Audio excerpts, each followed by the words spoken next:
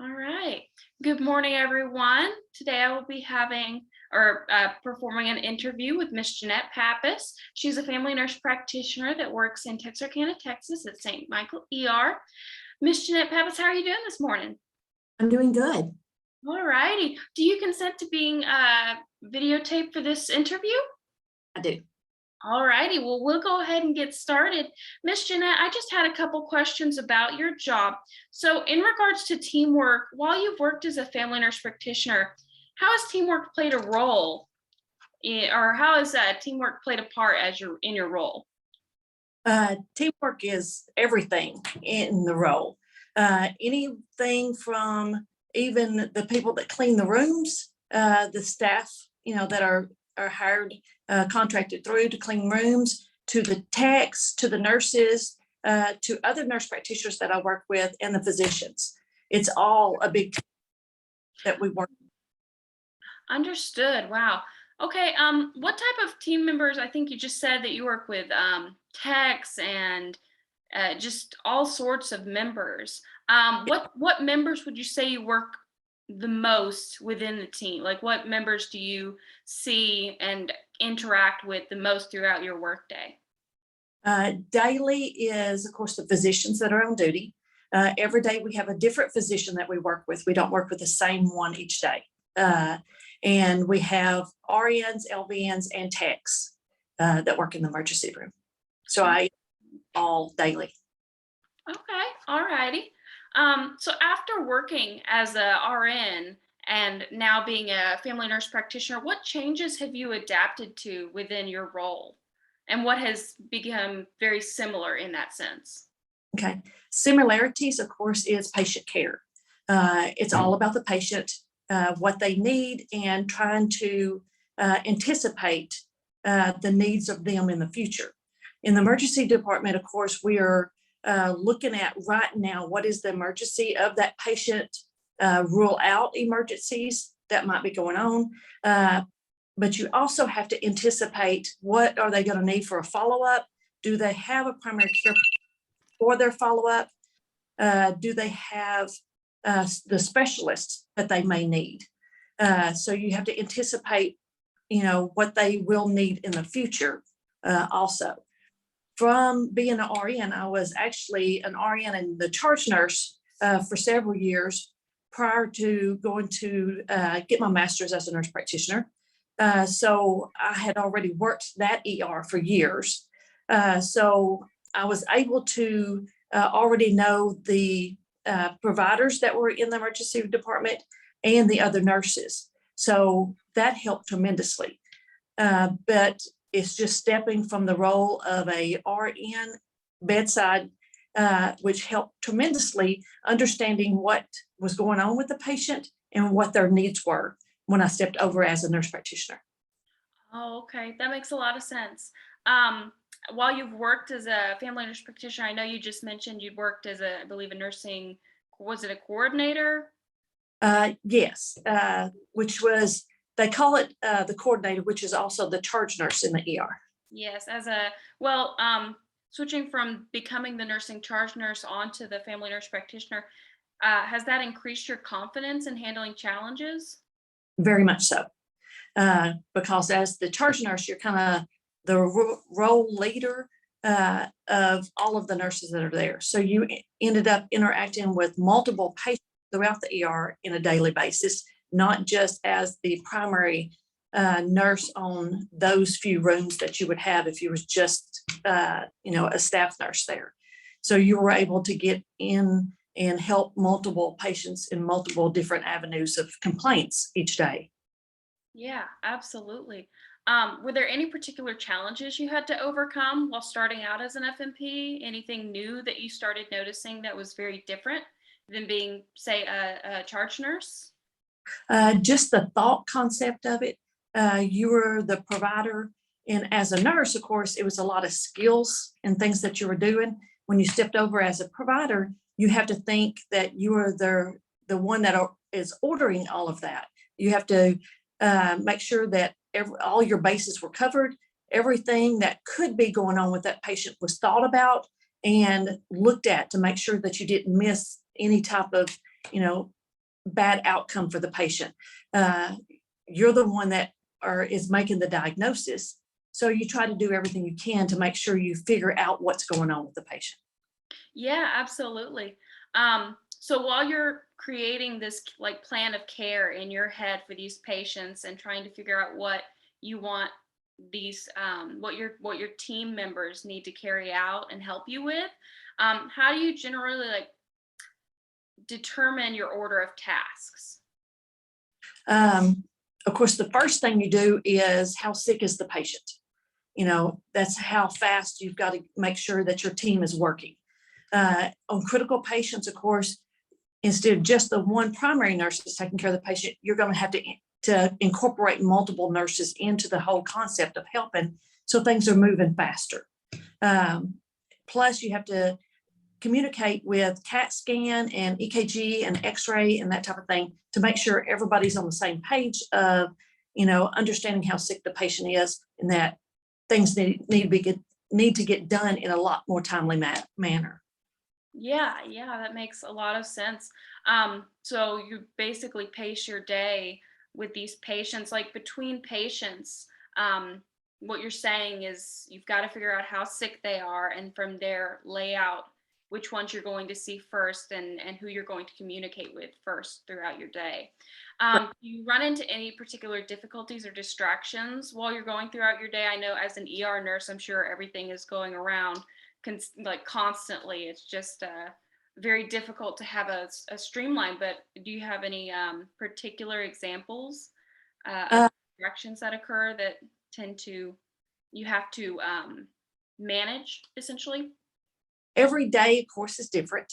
You have the days that the staffing of the nurses are low. You have call-ins or the staff, it wasn't just staffed, well that day. So you have to try to figure out how are you going to be able to see and take care of all the multiple patients without the staff that you have. So you kind of do different things and see patients even out in the triage area before they ever get to the room to start their care. There's days that, as any job, the computers go down. So you have to go to a backup of paper charting and that type of thing, which is different. So you have to kind of overcome different little obstacles that may happen. Some days you have an influx of, numerous critical patients. So they take a lot of time, but you still have to be able to incorporate the other patients that are there that need, care, but are not quite as critical as, some of them are. So you kind of have to adjust your day according to the number of patients that are coming in and how critical they are.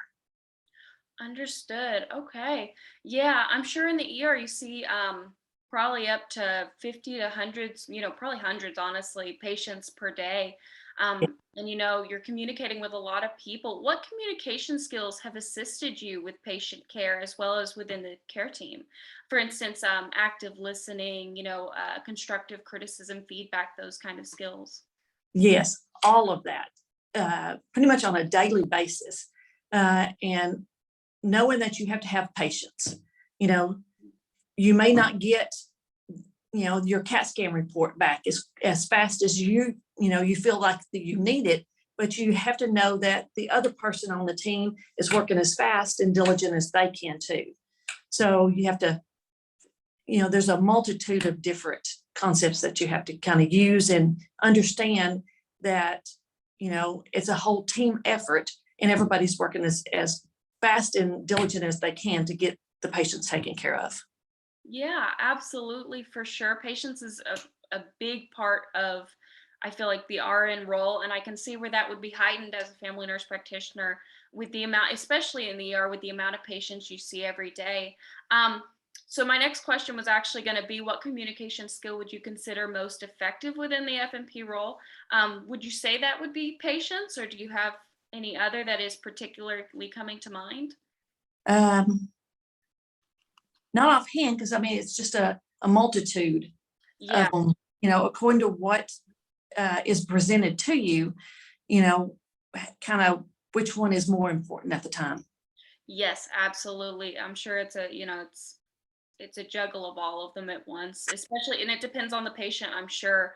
A lot of times we get elderly patients that may be nonverbal or confused, so it takes a lot of communication, like active intent, and trying our best to just kind of piece together the puzzle a lot of times. So what, for my final couple questions, what led you to choose to be a family nurse practitioner specifically over other specialties? As family practice, we're able to take care of all ages. And that's what I wanted. I enjoyed taking care of pediatric patients, but I also enjoyed adults and elderly. And this kind of lets me do all of that. And working in the ER, you have to be able to take care, of course, all ages. So that's why I went and done my family nurse practitioner. And then I went back and got my emergency nurse practitioner also. Oh, okay. I actually didn't know about the emergency nurse practitioner as well. That is fantastic.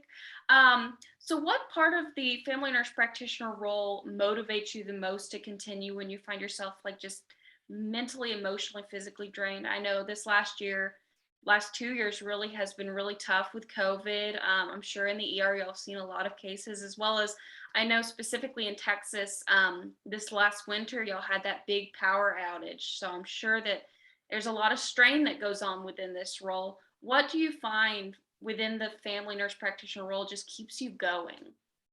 Empathy, having the empathy for the patient and their family. You know, Absolutely. you try to put yourself in their position of what they're going through, and understand and realize that we all don't live the same, and we don't have to deal with the same problems that another person would. So we don't understand completely what somebody's dealing with when they walk through that door. So you try to make you try to understand that everybody's different. So the answers and the way that one person may deal with issues won't be the same as the other. So you try to never judge somebody else of what they, how they deal with something, and you try to have empathy and understanding that they're doing the best they can. Yeah, absolutely. That was a beautiful answer. Could not have said it better myself. Empathy plays such, it's, I would honestly say that's the core of nursing when it comes down to the connection we have with our patients. So my last question was just a real quick, what goals did you create for yourself when you began your journey as a family nurse practitioner? And do you still have those goals today, or have you accomplished quite a few of them? Uh, the goals I had was, of course, to finish my nurse practitioner pass boards. And then I also had that I wanted to go back and get my emergency nurse practitioner, so that way I felt more comfortable in the ER as a provider. There's always different goals. The company that I work for has what they call an academy, the Nurse Practitioner Academy. And what they do is give us different modules to go through of different procedures, videos. They send us to multiple different classes, actually different places in the United States that they sent us to learn different procedures. They sent us to a very great anatomy class that went through procedures and hands-on cadavers. And I wanted to accomplish that and get through that and finish the academy. And also to make every day, try to accomplish that the providers that I work with feel comfortable working with me, and always want to be one that when you walk in, they're glad to see me and know that, okay, she's got my back.